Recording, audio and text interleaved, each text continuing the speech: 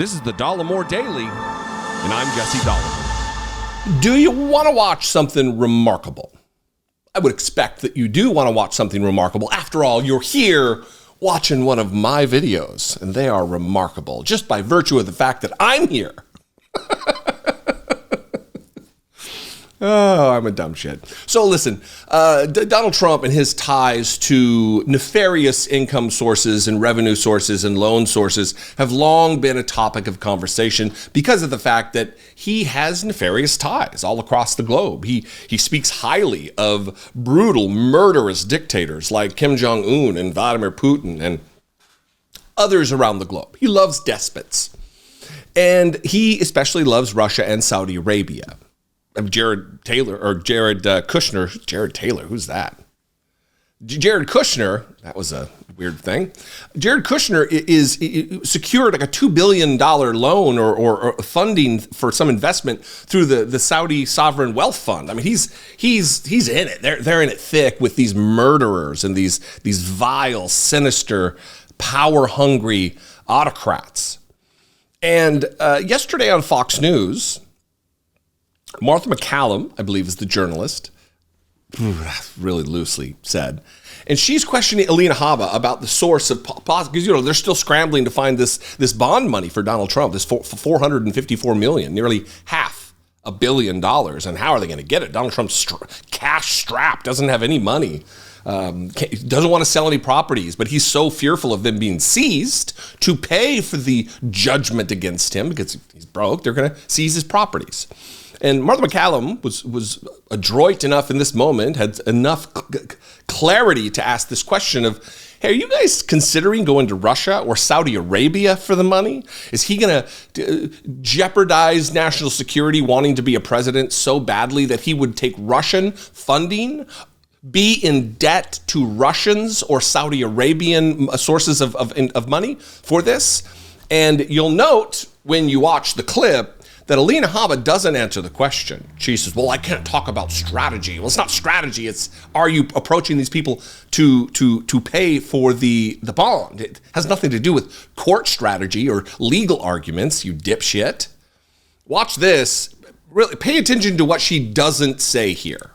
Is there any effort on the part of your team to secure this money through another country, Saudi Arabia or Russia, as Joy Behar seems to think?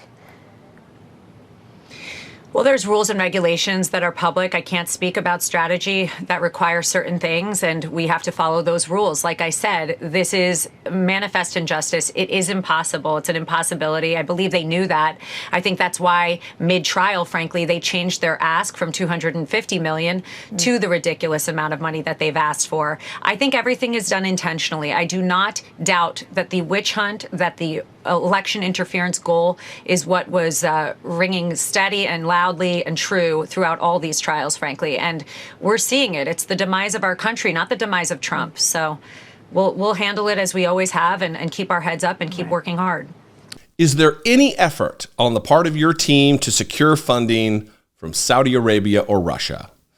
Words. Not a no, though. Oftentimes, it's what you don't say, what's not there, what is omitted, that speaks the loudest and says the most. And this is one of those moments. The fact that it should be a plain, clear, easy to give answer that, oh, no, of course not. We're looking through traditional, decent, legal avenues to secure funding for the bond. But it's a hefty amount. And when a bank turns you down, or a surety corporation, a bond insurance type corporation like Chubb, they secured the $91 million in the E. Jean Carroll case, but $500 million was a bridge too far for them. And the reason it was a bridge too far is because I'm sure they've looked at Donald Trump's financial statements or whatever he has provided relative to capital or collateral. And they said, you don't have what it takes for the $454 million. You clearly don't have the cash yourself. And this is a problem. And again, I'll state it like I stated it yesterday, and I briefly alluded to it here. It is a national security threat to have someone as compromised as Donald Trump. someone who can be leaned on by malevolent foreign powers to do their bidding in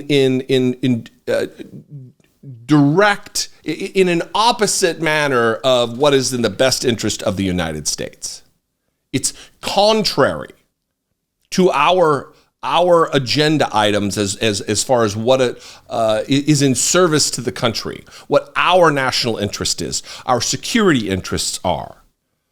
And if Donald Trump is compromised in that way because of his desperation and his pauper status in the billionaire class, then it should be an alarming thing for Republicans.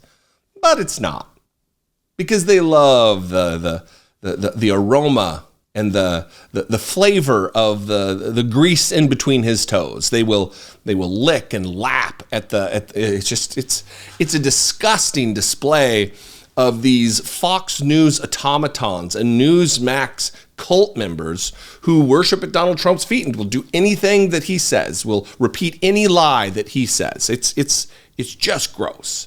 And here his lawyer acts like a political representative, not a lawyer, in talking about election interference and all the other nonsense. Anyway, short one. Wanted to get to that. Yeah, what do you think? I'd love to know. You can call, leave me a brief voicemail, 714-576-4054. Of course, you can email me absolutely every day, all the time, daily at dollemore.com.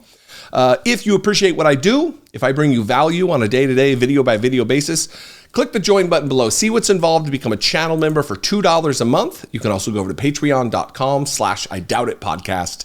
All those are great ways to help support this work, which I'm biased, I'm certainly biased, I think is important.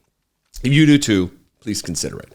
Follow me on the social media. I'm at Dollemore everywhere, at Dollemore everywhere. I'll see you next time. Until I do, be genuine.